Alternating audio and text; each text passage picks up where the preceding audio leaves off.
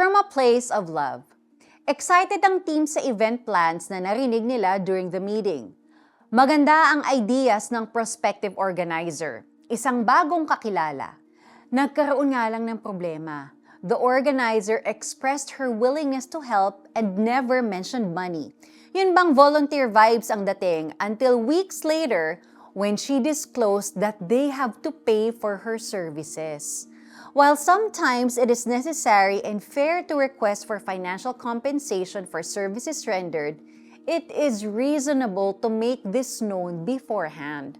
The Bible called people wise whenever they voluntarily come forward for the work of the Lord. Not only is it considered to be an act of humility, but also coming from a place of love. Sa Exodus ay mababasa natin ang paggawa ng mga kagamitan para sa tent of meeting and the amazing thing that happened when people responded. Iniutos ng Diyos ang paghahandog ng precious metals, expensive cloths and animal skins, acacia wood, oil and perfume, and jewelry. Kasama rin ang recruitment ng best craftsmen. Lahat ng Israelita, lalaki at babae na handang tumulong ay nagdala ng handog kay Yahweh. At patuloy nila itong ginawa hanggang sobra-sobra na ang alay nila. Ilang beses na ba tayong umiwas sa volunteer work hanggang ma-voluntold? Yung na-assign kasi walang handang tumulong. Naiisip kasi nating mauubos ang ating oras, gagastos tayo, o di kaya ay magpa-participate lang tayo kung may price tag. Kailangang bayaran ang ating pagod.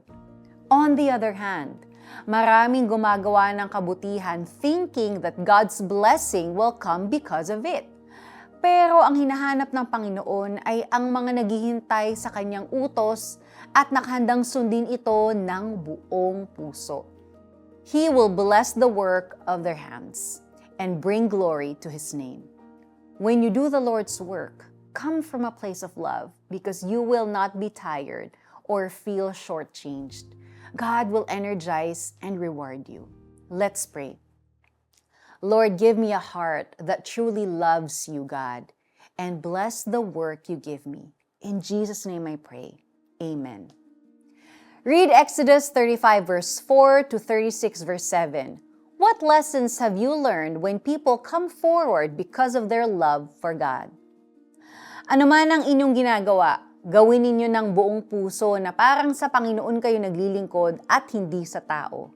Sapagkat si Kristo ang Panginoong pinaglilingkuran ninyo at alalahanin ninyong pagkakalooban kayo ng Panginoon ng gantimpalang inilaan niya para sa inyo. Colossians chapter 3 verses 23 to 24. Ako po si Sonja Kalit. God bless you and have a great day.